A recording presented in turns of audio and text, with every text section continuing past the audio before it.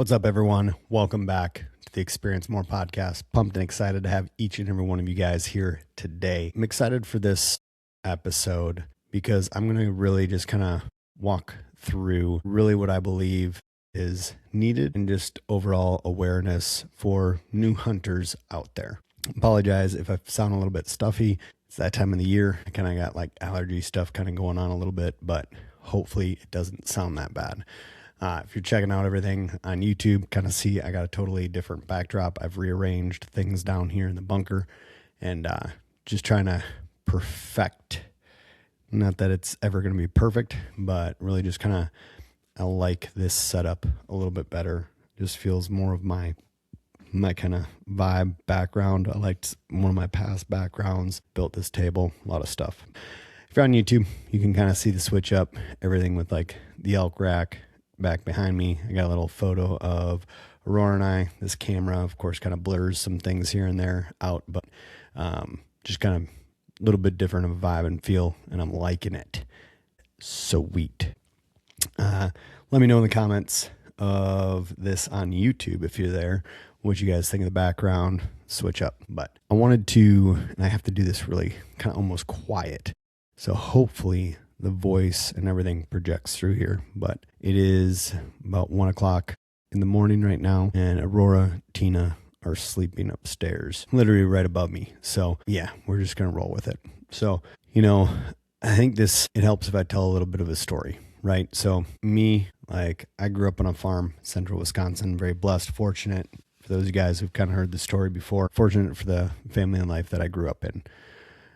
Small town, Emerald, Wisconsin. You look it up, there's really not much there, but we had land. And that is something that, I personally can't understand why people wouldn't want land. I have some friends that they are totally content with renting and being in a house, and they just don't want that responsibility. I'm over here like, I would like 20, but really I would like 2,000 acres. And that is the goal that personally I have, is to be able to have a substantial amount of land, to be able to share with friends and family, whether that is something I share with different people. I've kind of talked with that with some different buddies, but land is a very, very precious thing.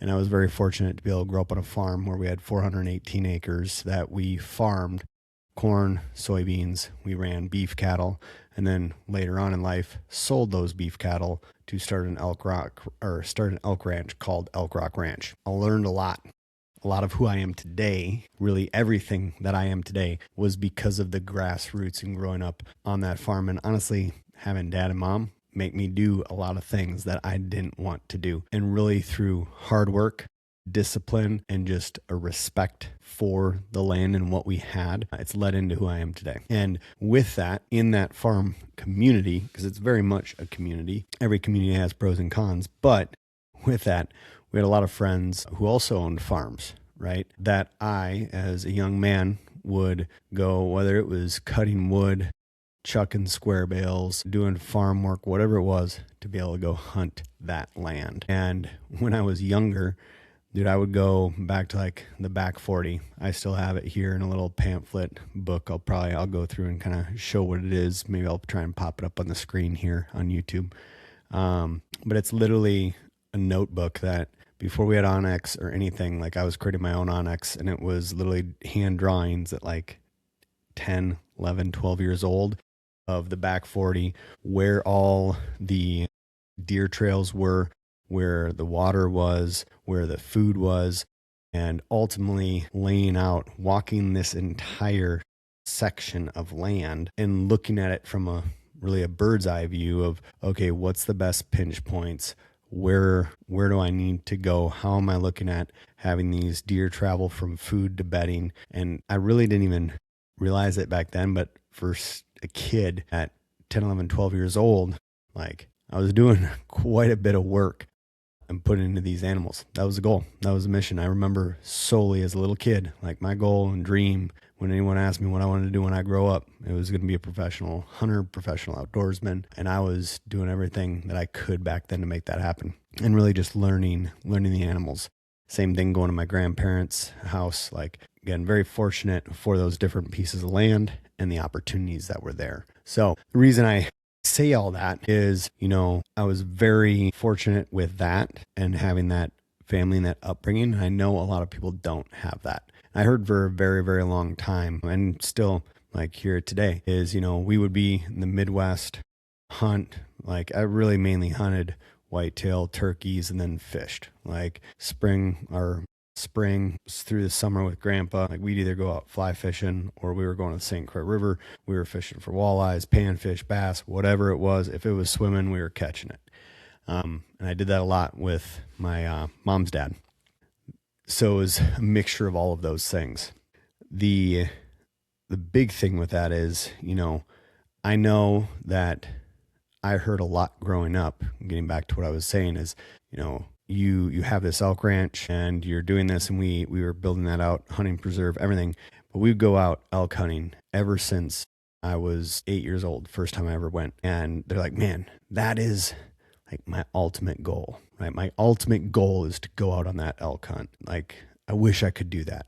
I wish I could make that happen. Maybe one day I'll be able to do that. So cool that you could do that. And yes, it is very, very cool that I was able to do that. And I had a father that, brought me with to do those things. And that's why I'm so adamant about bringing Aurora with to do these certain things and just try and be the best role model I possibly can be for her. And the only way to be a good role model that way is to have her involved, have kids involved. Because I know that's a very, at least in my perspective of life and looking back at it, a very, very fortunate thing that I had. And I would like to give her similar opportunities, if not better opportunities than I had growing up, as any parent ultimately would. So I say all those things because moving to St. Louis, okay, and I've been in St. Louis now for about coming up to 8 years now, right? When I first moved here, first 2 years, I didn't hunt at all.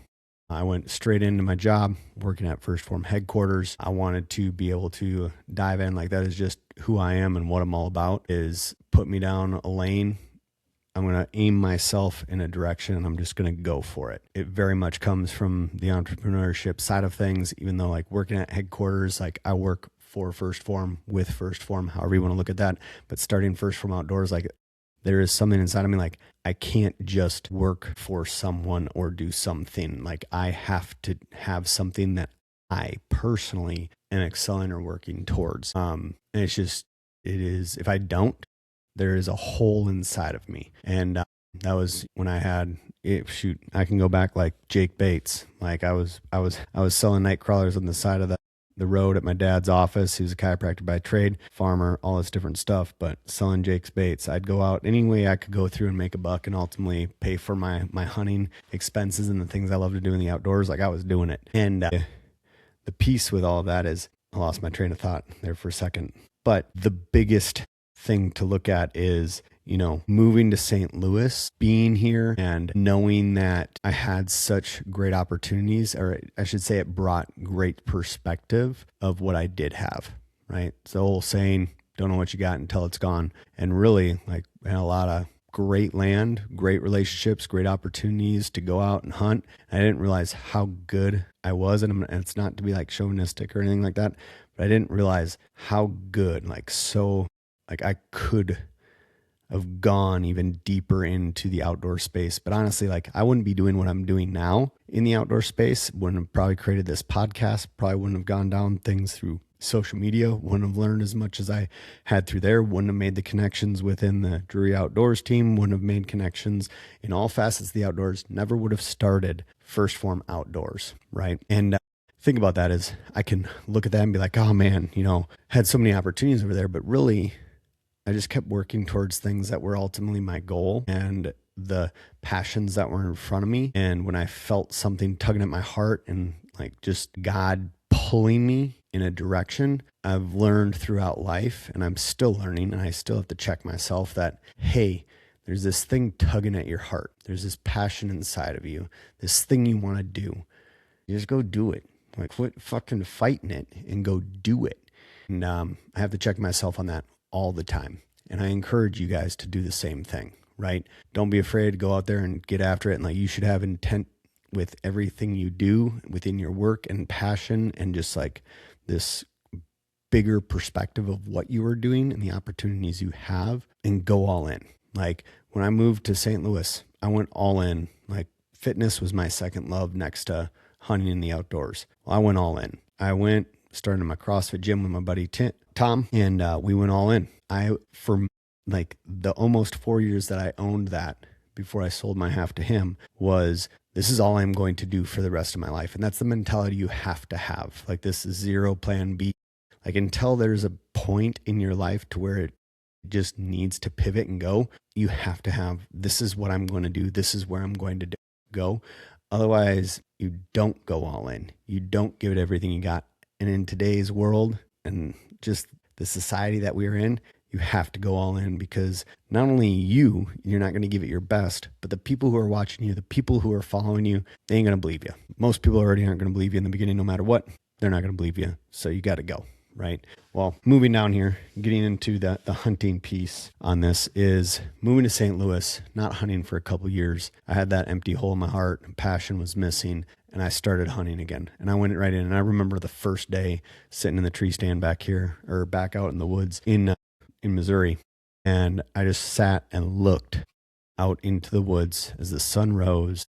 It was a cool, crisp morning, and you could literally hear all the little footsteps of whether it was the little chipmunks, the little mice, the bugs. Like, you could hear the woods come alive.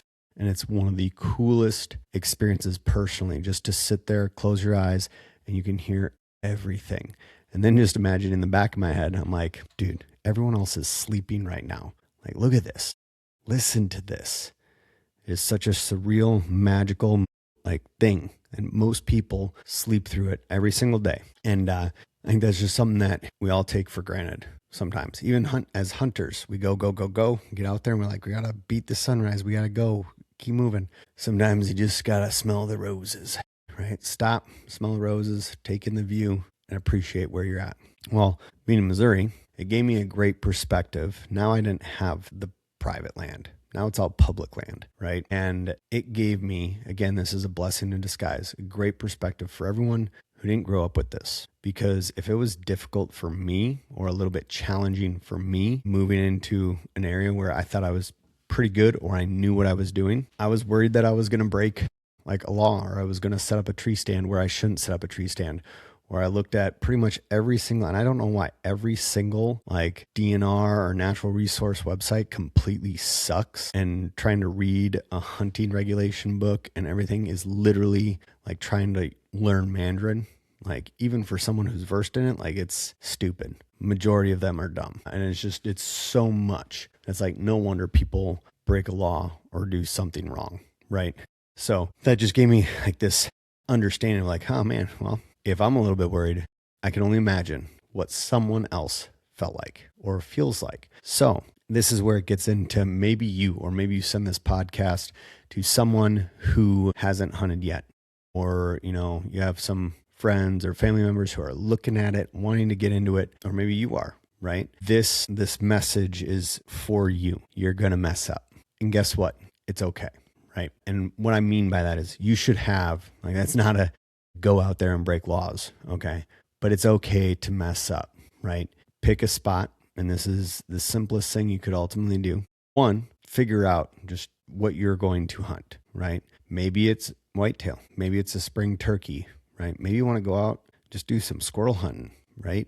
One of the best things you could do is look around you and find someone in your ecosystem, if there is someone who hunts, and just ask them, hey man, hey gal, when you go out hunting, I don't need to hunt. I don't need like anything from you or anything. Like, can I just come along? Can I sit in? Like, I just want to experience it. I want to see what it's like, right? It's one of the best things you could possibly do is just go along. If you want to do an elk hunt, guess what? Go be a pack mule. Go with someone elk hunting. Maybe you don't buy a tag, but just go with them. You're going to go pack shit out or pack shit in. Like, it's one of the best things you can do. You're earning your stripes. You're learning the terrain. You're understanding how it works, how animals move. Like, you're going to have a better experience doing it that way than just trying to go out and figure it out on your own, right? And you can do that. You're probably going to spend a lot more money and spend a lot more time walking around. But if you go with someone and you just want to be present and be a part of the camp with them, that is usually a great way to go about it. Step one, find a friend. connect with someone, see if you can go with them. If that is not the case, I would recommend that pick what animal or species you are wanting to go attempt to harvest. Again, whether that is a whitetail, a turkey. I encourage people, like if you've never done nothing, right? Whitetail and turkey, pretty straightforward, especially in Midwest. Western hunters, you're going to have your own picks, whether it's mule deer, elk, like you understand your terrain better. I'm going to speak solely off of the Midwest whitetail hunter or someone in that kind of area, but pick what species it is, figure out in your state when that season is. From there, you'll simply go in to your reg book. You can go to natural resource website, talk to a DNR, and literally you are going to purchase a tag. Make sure you know the season for that. You're going to purchase a tag for it. You're then going to go and figure out, and I encourage you to either get an app like OnX or DeerCast or HuntWise. One of these apps is not only going to have great resources and tools and education for you. Shoot, OnX puts on like weekly or monthly educational things internally for their app, just where they're maybe talking about tree stand location or e-scouting or whatever it is. There's different things they do. I also know if you're local to like a Sitka gear, like a clothing outfitter, they do like monthly get-togethers and educational courses. They held one, I think, last month that was about fly fishing, right? So it's totally up to you on what you would like to do with that, but I would encourage you to get one of those apps. Okay. That is a great tool, a great resource for you, but you're just going to figure out where are you going to go. Okay. If you know that season's coming up, I would go walk that, go hike that property, go check it out. You'll find those public lands. Now, the big thing, and this is where you get into areas around like St. Louis, things like St. Louis, where majority of the public land to hunt is going to be archery that is close, right? If you're wanting to hunt rifle, right, you're probably going to have to travel further outside city limits and all that stuff. Like you can't hunt inside of city limits. There's different rules, regulations there. There are some things you can do internally. There are people who can hunt in suburban areas. You usually have to go through a different course or something along those lines. But there is different things you can do that way. But a majority of those different properties, right, like a young conservation area or something along those lines, close to, say close, it's still a little ways out, 30, 40 minutes. But it is a piece of property that you were able to go and hunt an archery hunt, right? Might be able to shotgun turkey, but it's not going to be able to allow any high-powered rifles or anything of that nature. But that's a great place you can go hike it, go check it out. Look at that OnX, learn, look at the topography, the mapping of it, figure out where you are at so you are not walking into that place blind. You can e-scout and do all of that, and that is a phenomenal tool. E-scouting means electronic scouting on your app, looking at the piece of property, going right in. But there is nothing that will ever beat boots on the ground. Okay. So right now, like even as of spring, like people are going to start looking for sheds around this March, April time. It's a great time. If you know you're going to want to go hunt, you can go out and go shed hunting and look. I mean, sheds, the antlers that the deer drop, or just go walk those different pieces of properties because you're not going to mess them up. It's not like you're trying to scout for something during season. I don't encourage anyone to go out and just scout your hunt a day or a week or a couple weeks right before you're going to go out hunting. Okay. Do that months ahead of time. Go check it out, walk it, hike it, enjoy it, figure out some ideas of where you want to go, figure out your access points. Where are you going to park your vehicle? How far are you having to walk in? How are you going to get out? Look at all those things. Okay. That is where I would go. You're going to go get your tag or find out the dates that your season is, get your tag. Okay. Public land, look at that. And then from there, go scout your property, right? Where you are going to go. And then when it comes down, and I'll just put in the archery side, archery or rifle, what you're going to need is just clothes for the season. I'm going to say straight off the bat, you do not need thousands of dollars worth of camo. You can go to Walmart, get a real tree, mossy oak, whatever, camo. You can do that. Shit, you could go out there in solid colors like brown, green, whatever. You don't even really need camo. Let's be real. There's the old timers out there in the red plaid and they're killing monster bucks. Okay. You could go out in blue jeans and plaid and just find a spot and tuck yourself up next to a tree and have a good old time. But if you're wanting to be able to conceal yourself a little bit better and everything of that nature, go get some camo from Walmart. You need a bow. Best thing you could probably do, like you can go in and buy, a flagship bow, drop a couple $1,000s and a ton of money on a bow, sight, everything. Like when you get to that point, awesome. Do it. If you want to do it right off the rip, buy once, cry once. I'm all about it. But you do not need a $1,000 bow to go out there and kill a deer. Okay. The bow I had prior to the RX9 that I have here in the video literally was $250 from Cabela's. It was one of the bear bows right from Cabela's. It came ready to shoot, had a sight, had a rest. You're going to get your bow.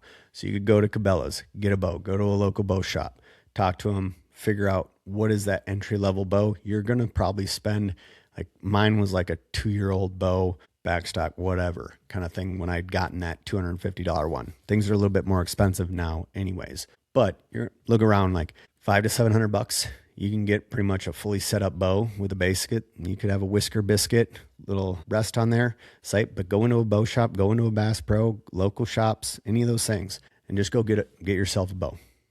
Go there and set it up right there. Buy your bow, get the sight, get the rest, go to the bow tech. They're going to make sure you have the correct draw because the bows are going to be set to how far or long they're being drawn. And then from that, you're going to go out and make sure that you can shoot the bow. You need some arrows for it. You're going to get that. And then before you go ever in the woods and hunt, I encourage everyone, like you should be able to shoot a pie plate. This is the rule my dad had when I was a kid. You had to at least put 5 arrows in a pie plate in a row. Okay. At the distance that you want to shoot. You have to at least get 5 consistently in there in a row consistently. So start at 10, get that pin set consistently at 10, go back to 20, consistently in 20. Like his rule was 5. I say just get consistent with that, right? You should be able to put 5 nonstop right into a pie plate. That's a big circle, right? But if you can get in that 8 to 10 inch circle and even closer, like the more consistent or the more reps you get, the better you're going to be. So that's where I would go. Get sighted in 10, 20, 30, 40. I mean, keep going. Like just build the repetition in it.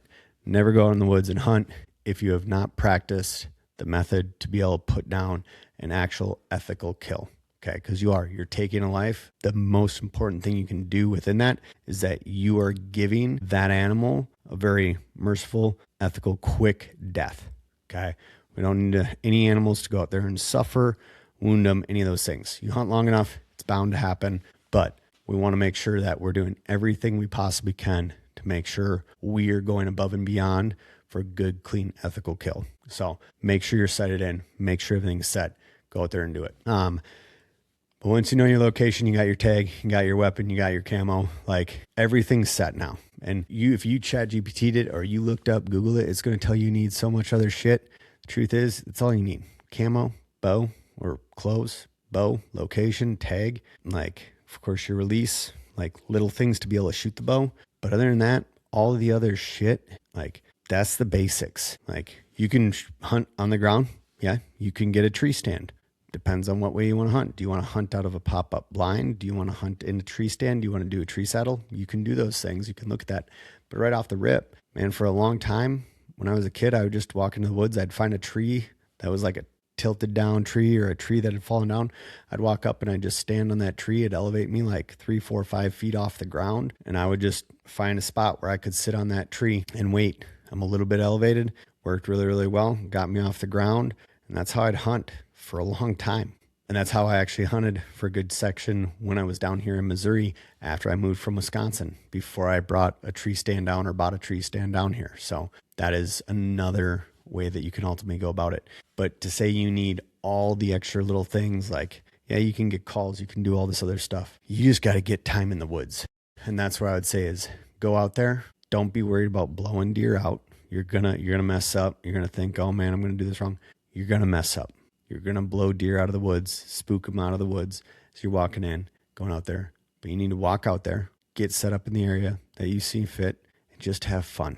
Like, take the stress off your shoulders of, I need to get a deer, and just enjoy the process of being in God's country. Enjoy the process of being in complete silence and slowing down. because that's really like, yeah, you're out there to go harvest an animal and look to provide and do something and achieve that and have that achievement. But the biggest thing is I encourage you to just go be present where you are and enjoy it, because it's easy to overlook that stuff. So that is, in a nutshell, what I would just say for anyone who is new, right? You're going to make mistakes and it's okay. That I go right back to the beginning of the video where I said that. You're going to make mistakes. That's okay. Own it and move forward. First move down here, first place I went and set up a tree stand, it was actually in a zone that I wasn't supposed to be. It was a draw only unit. And what I mean by that is it is a unit where for you to have the ability to hunt, you need to go in and put a draw in for that. Found out the hard way. Well, guess what? It was honestly an honest mistake. New to the area, didn't even realize that was a thing down here, because before that, all I ever hunted was private land. I knew like public land and everything around me, but anything that I ever gone through and done, even hunting out west, I had never put in for a draw unit until I moved to St. Louis, even out west. Once I moved down to St. Louis here is when I started understanding, learn more about, you actually have to put it in for draws for these different states. You have to do this stuff. When we hunted Colorado, it was always public land, over the counter, walk in, buy the tag, never built points, any of that kind of stuff. Those are all things that you can get into later on. But the big thing is just read the regulations, figure out those different zones. Is it a draw only zone, limited entry? Like, do a little bit of the research into it. And that is a shame on me, right, for not diving into that. And that was just being ignorant to that piece of it. Excuse me, gotta take a drink. But you know what? I learned, and now I'm better for it, and I'm hopefully able to convey that and give that back to you guys. So, man, you just gotta let it all go and go have fun. Gonna make mistakes, own up to it, and like, don't lie, no harm, no foul. Like, just move on and enjoy it. So just know you're not alone, and everyone has their first day. Everyone's gonna have their setbacks, and no matter what, the most important piece is just get out there, boots on the ground, go enjoy the scenery, the silence, and just the surreal. Is that scenery, silence? Just another S. Just the surreal aspect of nature, right? Just everything around you. So I don't know if you guys got anything from this episode, but I do appreciate you for tuning in. If you have anything that you're kind of wondering more on, or tips, tricks of the trade in that sense, I just want to be able to pop on. That was in my head of just, I wanted to kind of talk on that point, because I know there's a lot of people that struggle with that.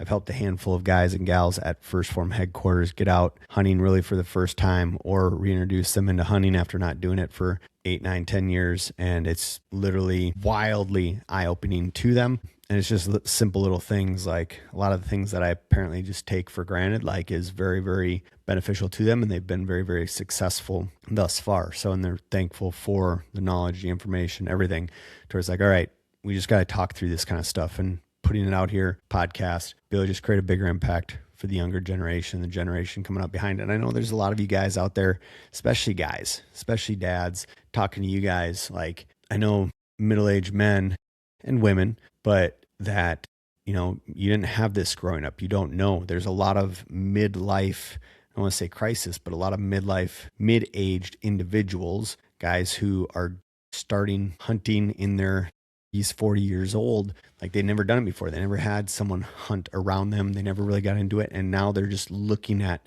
getting more in touch and in tune with really the primal aspects of their life, right? And as men, like, there is nothing more powerful, in my personal opinion, in your own personal growth and like your development as a man, than going out into the middle of nowhere and figuring it out, and going out there and harvesting an animal that you are able to bring back and provide sustenance for you, your family, and knowing that you can handle yourself if the whole world came to the fucking end and it's just a complete shit show and everyone's losing their minds. Well, you have a way to go out and survive. You know how you can provide and put things on the table. That is a very, very powerful piece. And there are a lot of men out there that have no idea how to handle or plant a garden or do anything like that.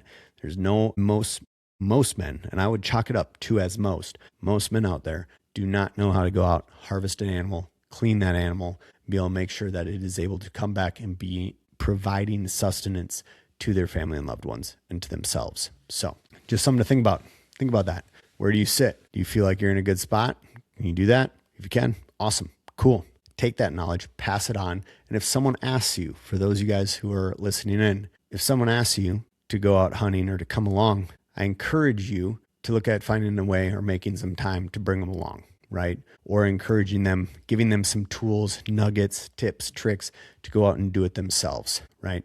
Don't just cut them off. If we're going to go out, make the outdoors a better place, if we're going to change the direction of the outdoor culture, community, and industry, it starts with each and every one of us essentially putting out a helping hand, bringing people along the way. You don't have to drag them through, right?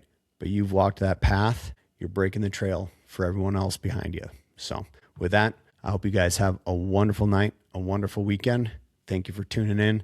Appreciate the love, the support, the shares, the comments. Make sure to go in if you're on YouTube, subscribe, share it with a friend, share it with someone who's looking at getting into hunting. We're going to go out and experience more of the great outdoors. Love y'all. We'll see you on the next one.